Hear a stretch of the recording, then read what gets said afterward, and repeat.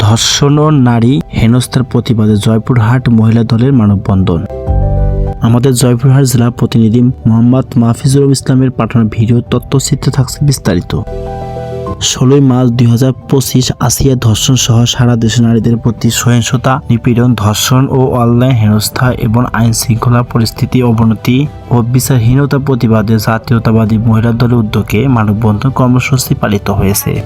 রবিবার দুপুরে শহরে 5 মোড়ে 0 পয়েন্টে ঘণ্টাব্যাপী মানববন্ধন অনুষ্ঠিত হয়। এ সময় বক্তব্য রাখেন বিএনপি রাজশাহী বিভাগীয় সহ সাংগঠনিক সম্পাদক ওবায়দুর রহমান চন্দন, জেলা মহিলা দলের সভাপতি পারভিন ভানুরুলি, সাধারণ সম্পাদক জাহেদা কামাল, সহ সাধারণ সম্পাদক নাজমা খানম রূপালী, জেলা কৃষক দলের আহ্বায়ক সেলিম রেজা ডিউক ও সদস্য সচিব মঞ্জুরুল মাওলা পলাশ সহ অন্যান্যরা।